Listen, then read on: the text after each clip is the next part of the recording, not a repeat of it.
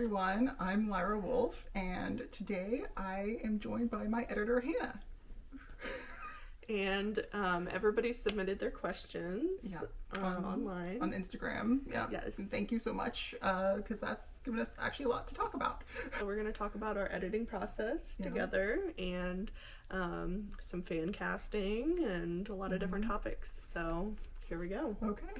So I first started reaching out to Hannah about editing actually back in 2017 when I was first coming up with the concept for this series. So she's been there since the beginning, and for just some background information, we've been friends a long time. We went to college together. So and I had edited books before, so she knew how ruthless I could be, and she was willing to entrust this series. Yeah, she was willing to read a previous series that shall not be named that I did, and that told me that she's dedicated because it was awful. No, it was good. It was a learning experience. Yeah, I did make her redo it, but it was great.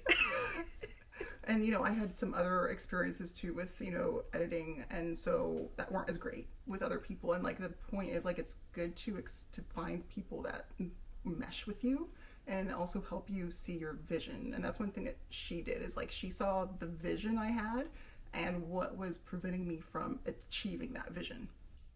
Yeah. If that makes sense. Yeah, I think that's why we work so well and why you put up with all my shit. Yeah. Is because I see the vision and I help you fill that gap sometimes. Yeah. So.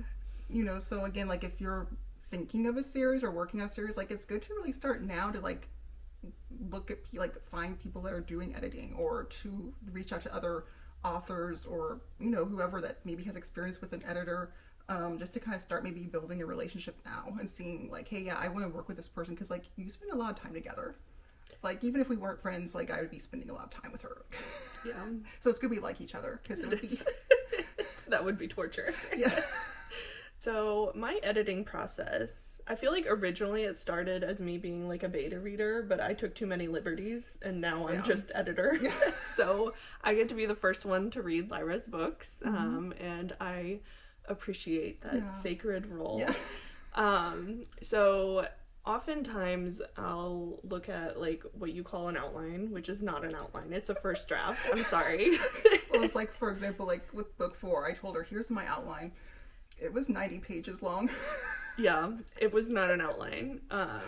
But yeah, so I've read multiple drafts of a lot of them, actually. Yeah.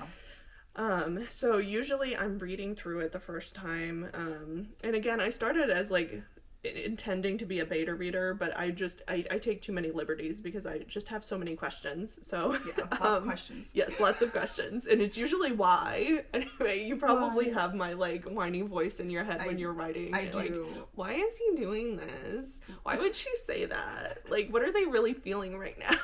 And it's really annoying, but it's helpful. Yeah. But I told her, it's changed how I write because I already have her voice in my head and I anticipate now the why questions. And the why questions really do make up a book because you have your concept, but then it is why is Loki going to this place? Why does he want to go there? What is he going to do there when he's there, and why is he doing it? And that kind of actually then in the end creates a scene. It does, yeah. So...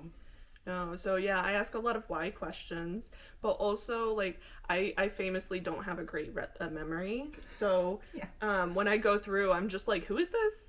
What are their abilities? Is this a god or what is this? and also that's helpful too because readers will also have that happen because you set a book down after you say I'm done chapter 3, you go to bed.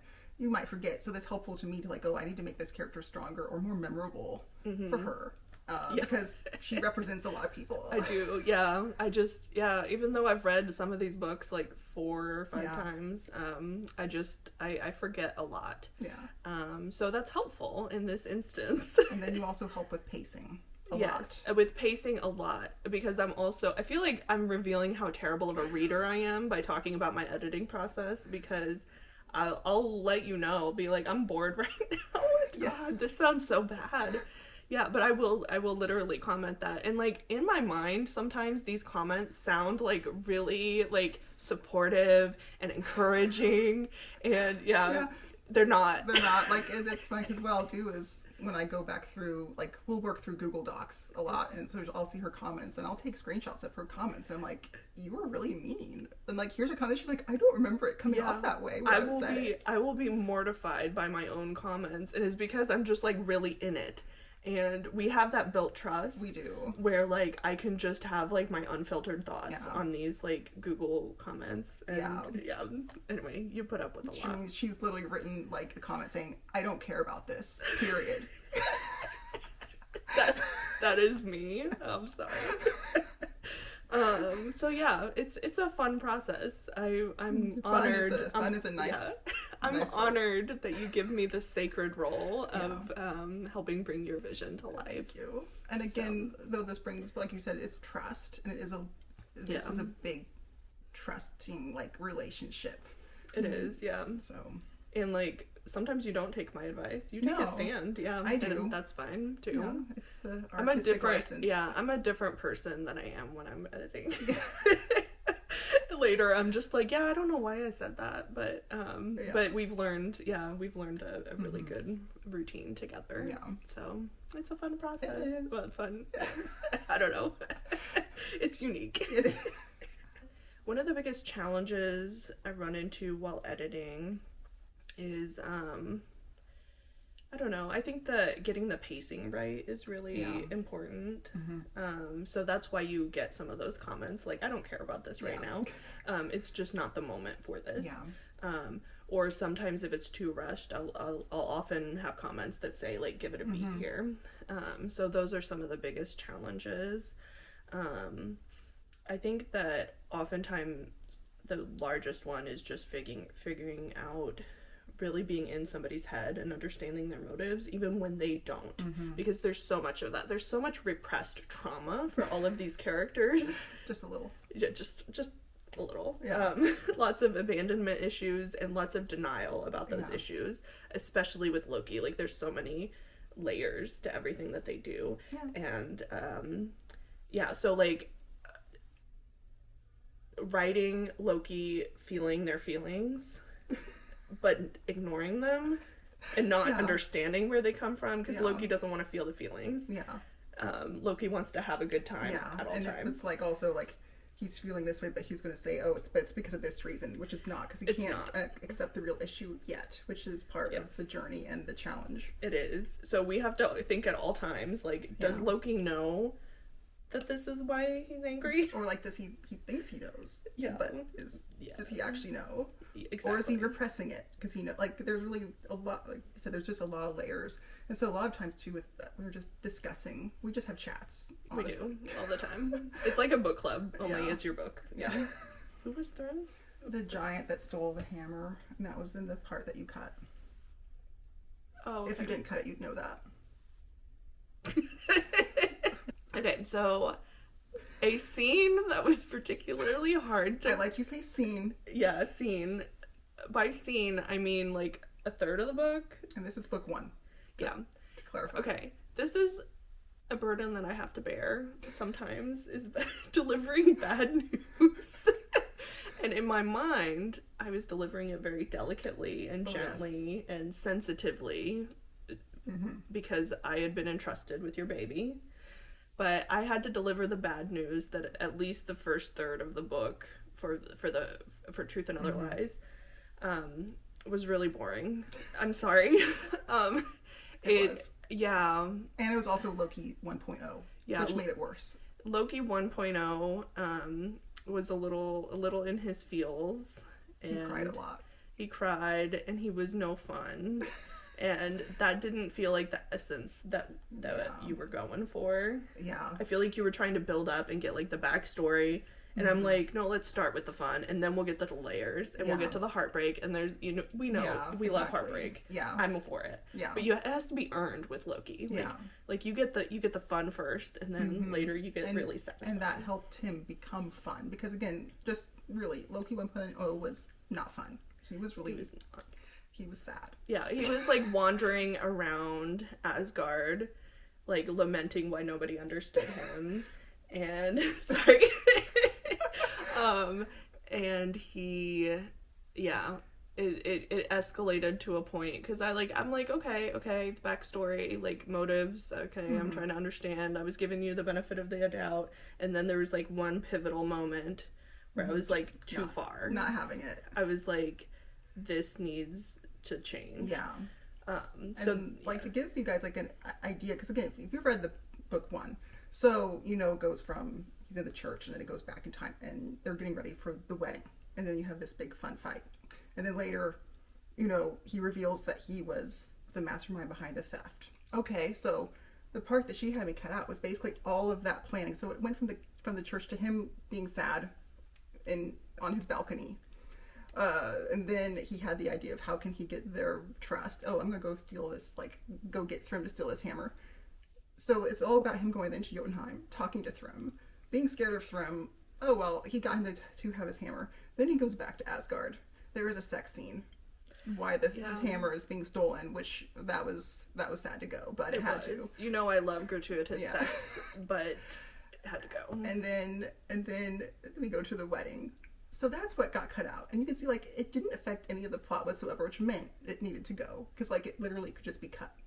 Yeah, and I thought that I was being so subtle. I was like, this wedding scene is really fun, and I feel like this book needs to start off with a really fun scene like this. And apparently the comments were more like there was 15 where I was just like, no, this is what needs to happen. Yeah. You absolutely have to start with this. Yeah, but she was right. But again, we discussed it. We talked I think for 2 hours about it, and I was on board. I agree. I could see. Oh yeah, and this does make that energy immediate because that's what Loki is too. He's very energetic and very fun, and it's exciting. And then I like too that it made when he does reveal to Sif later, I was the master, that makes that more exciting. Also him trickier because it's like a surprise, right? And he's surprising, and so that fit just the character in the book so much better. It did. And when I got to that point, that's when I felt like I understood the book and what you were working towards, and I was like, this is the magic. This is what you want. So in a way, what that originally was in the exploratory writing of knowing what he did, because that was helpful for then that scene, even though that part was cut out. Yeah. So that was hard to cut. Anyway. That also, though, I think also your breaking point, and I know some of you know this story and some don't, about the cat. There was a specific moment. Yeah, Loki had been wallowing in Asgard, and then he wanders onto this balcony or something, and then there's just a cat, and he starts having this conversation with a cat. And it's not a talking cat, it's just a cat. It's a stray cat. I was like, oh, he feels like a stray cat. This is a stray cat. He's gonna have a bonding with this animal, and then I'll get some sympathy points for him. I had no sympathy. Sorry. There was no sympathy for me. I was like, is this a part of Norse mythology that I don't know? I was like, why is this cat here? Why is he talking to this cat? There is absolutely no direction right now. Oh, man. So that is why you have a joke about cat. And that is why I dedicated with book 2 to you mentioning cats. But now I add cats as many as I can to annoy you. Yeah, now there are cats everywhere, and I can't get away from them. But then you got that beautiful character of Freya. Yeah. So, I kind of love it now. But... And I'm excited in book 4, there's Mr. Ragnar, which he did make a little appearance in book 3, but, he's now a bigger part, and I'm very excited about him. Yeah. So, yeah, that's the story of the cat. I had, a little bit of a meltdown. You did. Yeah, yes. And it wasn't about the cat. It was about the fact that I was bored reading it, and Loki's not boring. No, he's not. No. You were very firm about that. Yeah. Alright, so who are your fan casts? Okay, so this was funny because I actually wrote a note to myself about this in 2020 because that's what I randomly will do. And I think we're also talking about it because for me it's helpful to kind of have a face when I'm describing a character. So for Sigyn, I always have I'm sorry, I don't know a lot of these actors' names, but she plays Demelza in Poldark, if you've ever seen that. She would kill it as Demelza. Yeah. Demelza would kill it as Sigyn. Yes. I see them as one and the same. I also, I had a note saying woman from the show Versailles. I don't know what woman I was thinking of, but apparently in 2020, I had a vision. Yeah. You had a Versailles moment there for a bit. It's a series I think I've seen 3 times. It's very good. I recommend it. You still don't know which one was seen, though. That's funny. I love that one. Okay, for Odin, I have Michael Fassbender, specifically from Macbeth. Okay. I have always seen Odin more as like that guy from Midnight Mass who plays the sheriff. He's got that beard going on. He has like a little bit of like daddy vibes. And while he is like very kind and empathetic in that, I want to see him angry.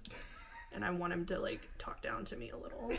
So I really want to see him as Odin. Yeah. But also I think that he would make a really good Fenrir because he is that like soft like maternal guy. And like he would be a cuddly teddy bear. And that's because that's who I had listed for Fenrir as like Oh, okay. Yeah. I probably recommended that actually. You did. Because I am obsessed with him. Yeah. I just think that he is like he's the whole package. Yeah. Anyway, I really like him.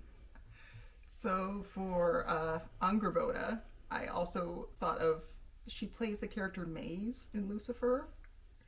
She's hot. She would kill it. Yeah. For Angrboda, I always saw, if you remember Pedro Pascal was in Game of Thrones, the woman who played his paramour, like, first of all, they were like the hottest couple in Game of Thrones. This is the hill that I will die on. But I always thought that she would be bring like a great energy to Angrboda. I appreciate her. For Balder, because again, Balder will be in book 4 a lot, but like, I've always seen him as the actor Josh Dallas, who played Prince Charming in Once Upon a Time. And he has like a punchable face. Like he's too perfect. Yeah. Otherwise, Prince Charming from Shrek. It's a lot of Prince Charmings. Yeah. Make up his character. I would agree with that. Although I guess Prince Charming from Shrek can't really fan cast as him. Well, yeah. But I don't know. This is just like randomly CGI. Why not? Yeah. I mean, he's kind of a cartoonish character. He is. So Loki would agree. Loki would agree. Loki would cast him as a cartoon. He would. For Hel, Aubrey Plaza. There can be no other. Aubrey Plaza has to be Hel.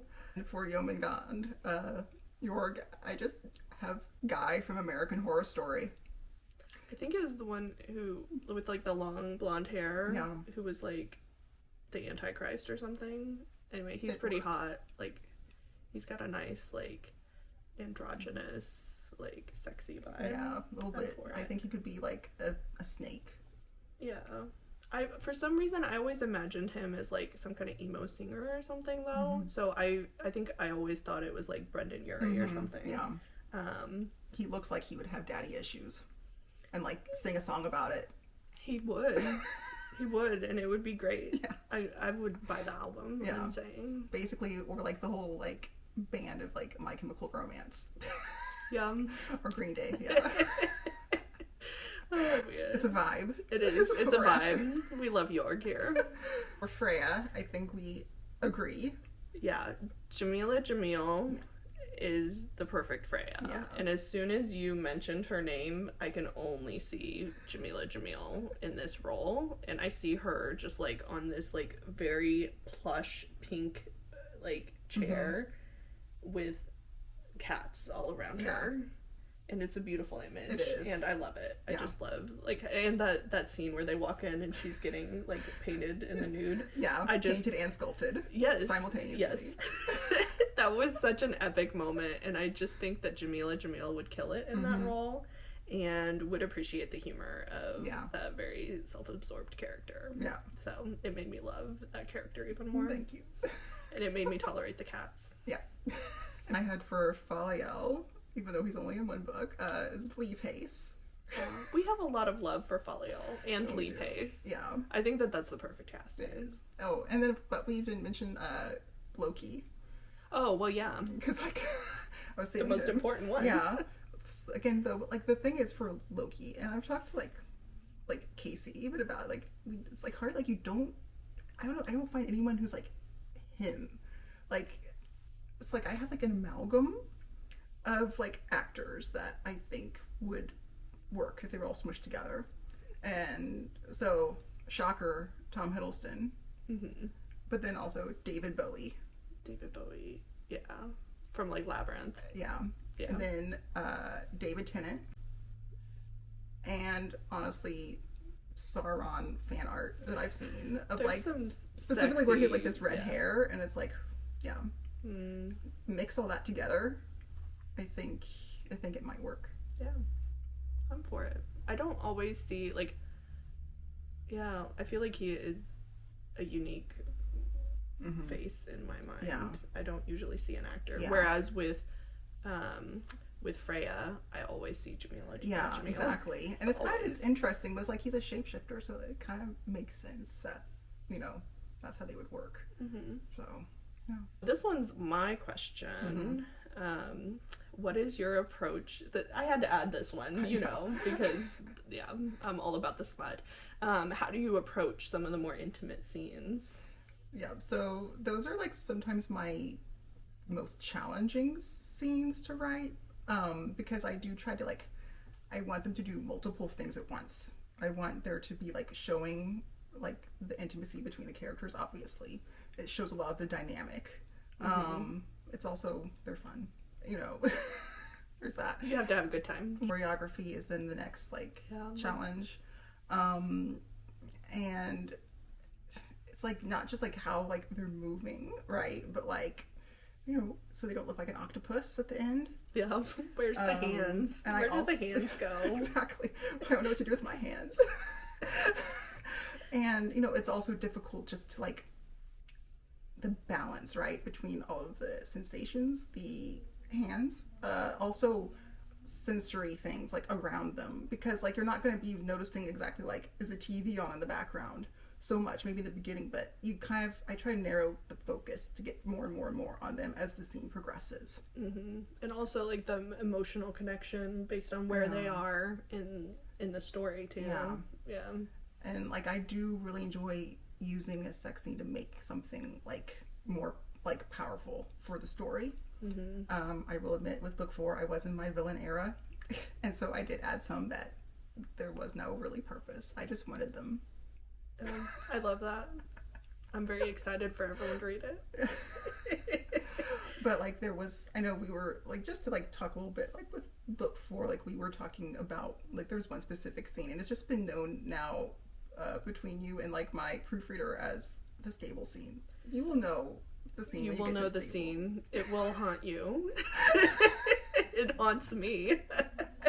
I was like, okay, I did my job because that's what I wanted with this. Yeah.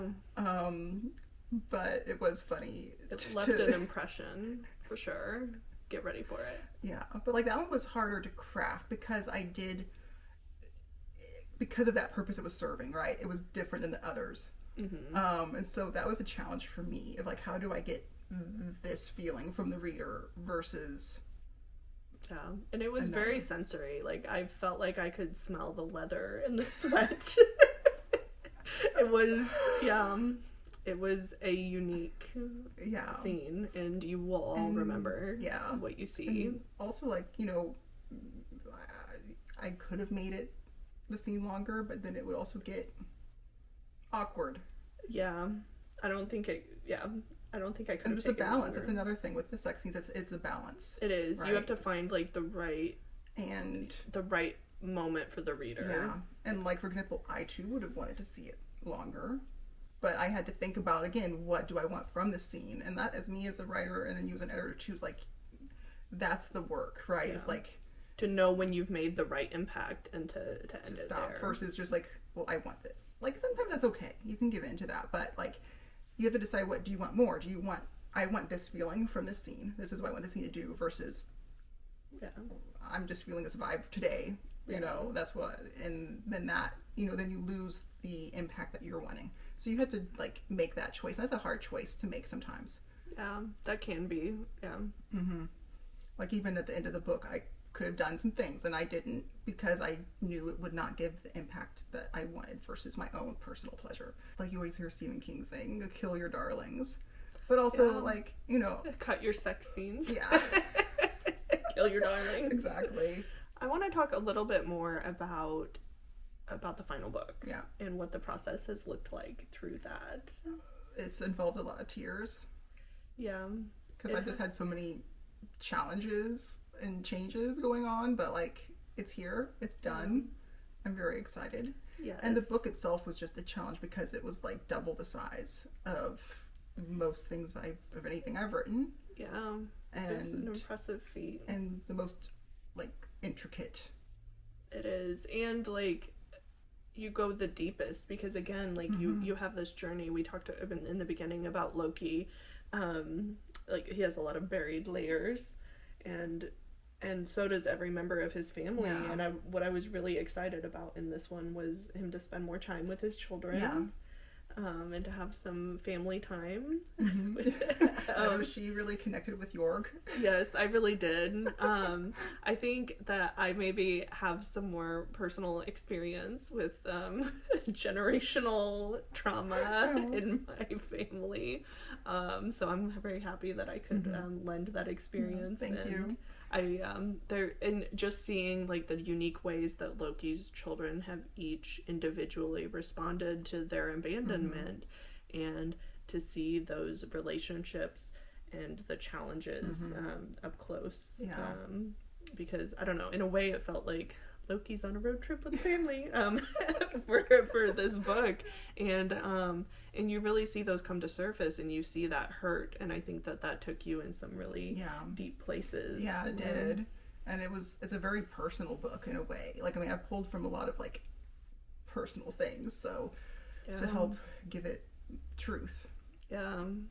So it's a very impactful journey that you've taken them on in the final one. And anytime you go to that space emotionally, it takes a lot of intention, and it's emotionally exhausting, I know, to write those kinds of scenes. So I appreciate all of the toil that you put into that. Yeah. So I'm excited for everyone to read it. So Me too. More gratuitous sex and family trauma. Yeah. And I don't know, road trip with the Loki family. Very short road trip. Yeah. Well, yeah, I don't know. It just felt like a road trip, It did. Yeah. If you're starting out, I just recommend being a reader. Read all of the things. Yeah. Know your genre. Read. And don't focus on publishing until you've written it, I feel. Yeah. Because I don't know, it's easy to get caught up in what people are gonna like.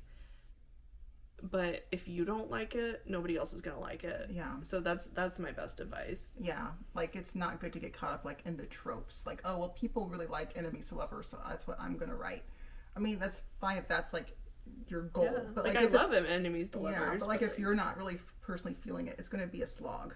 Yeah. If you're not into it, it's not gonna be good. So find the tropes that you're into, and it'll kind of come alive. Yeah. And like she said, basically just write the book, and it's good to, you can find a lot of, writing groups that will share. All I can say is, and this comes with time, it's difficult sometimes to know when someone is giving you bad advice that looks good and sounds good on the surface. And it's hard to know. And so sometimes there comes a point where it's like faith in yourself. Like, no, I think I like this, but yeah, maybe some things could be tweaked. Versus, oh, I have to just rewrite because this is what this person said. I have to totally redo everything. Because a lot of times that's not true. It's just what they want to see versus helping you achieve what you're set out to do. Again, I've had all of these experiences. So, like, that's like a really early, like, pitfall to get into, I think, to be aware of. And so it's good also to find maybe someone that you trust that's not just going to, like, say, hey, everything's great, but, say, what are you after? Like, here, this is how I can, like, maybe some changes you can consider to make that might help this, come out. Someone who understands your vision and who has that trust where they can tell you to get rid of the conversation with the cat. Yes, exactly. Yeah. And, and after, like, say you have the book, then of course there's the editing. Editing is not going to be something you do in a weekend. It is really difficult. I mean, editing, like, for this book has taken years. Even though, like, all the scenes have stayed the same. The target of the scene has changed. But, like, they're always doing, like, they're always at this place in this scene. They're always talking about this thing in this scene. But that's where the editing comes in. Is like, okay, well, actually, the focus is now this. And that is, you know, with the plot. And of course, you know, there's going to be a million, like, different reasons for this or that. But, you know, after you get to that process, then you can kind of think about, do you want to self-publish, indie publish? Do you want to go the trad route?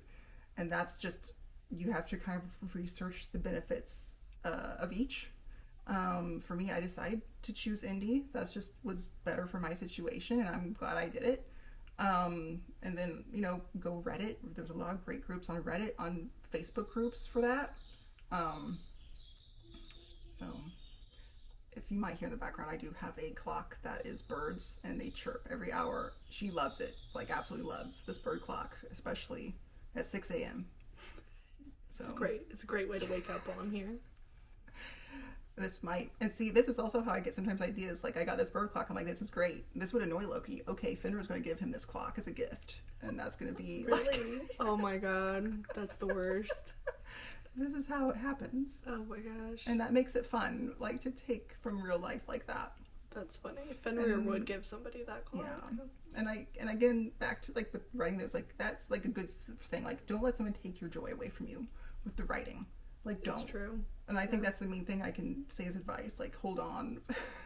And that's the big difference of, like, if you've had, like, a bad editing experience is when somebody's taking away the parts that are joy. Yeah. I think that I sometimes give you permission to get rid of the parts that don't give you joy. Yeah. I'm like, just skip to the fun part. That's what Loki would do. Yeah, exactly. So, in summary, do what you want. Yeah. And I think, like, Anne Rice, she always told, like, I thought gave, like, some really good advice and that she got from her editor, which is, like, you have to go where the pain is and go where the pleasure is. And at first I sometimes didn't exactly understand, but as I've gotten more into writing, I really do. And it's like, because that's where the pain and that's where, like, the feeling is, the fun is, like, where all of the meat of any story is. And it's like, just talk about, like, the characters, like, pain, like, what they're going through, and talk about, like, you know, the pleasure, you know, that's happening. And that's really, those are, like, the two, that's it in a book, really. I like that. Yeah. So that's it. No questions, just a big thank you for warming this little Lokian's heart. That's sweet. That is. You're welcome. We appreciate it. Yeah. We try really hard. Actually, like, we put a lot of thought, and, like, we have a lot of passion and love for Loki and, you know, these stories, and, like, we really try to make it as authentic as possible. Yeah. So.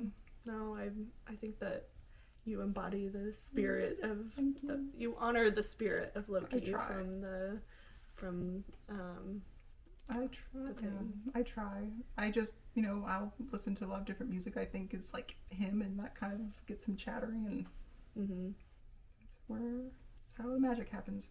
Well, thanks for joining us today. Yeah, thank you. And getting a glimpse into our chaotic process. Yeah. But I feel like sometimes, like, the spirit of Loki is just, like, every time we think we know what's going to happen in a drafting process, Loki just surprises us. Yeah. Well, again, like book 4, I gave you a 90-page outline. Guess what? Most of that still needed happen. Revision. Yeah. That's what he does, and I should be used to it by now. I'm not. Yeah. It makes me mad. Yeah. No, it's rough. Like, just how we think it's going to happen I'm telling you. Is not how it happens. No. So, it's been fun. Yeah. Well, thank you, and, you know, I hope, like, if you have any questions or comments, please, like, leave them down below, or, again, you can always, of course, find me on Instagram and TikTok. That's where I really hang out now. And then my Substack. You will always get my updates through there. All right. Okay. Bye. Bye.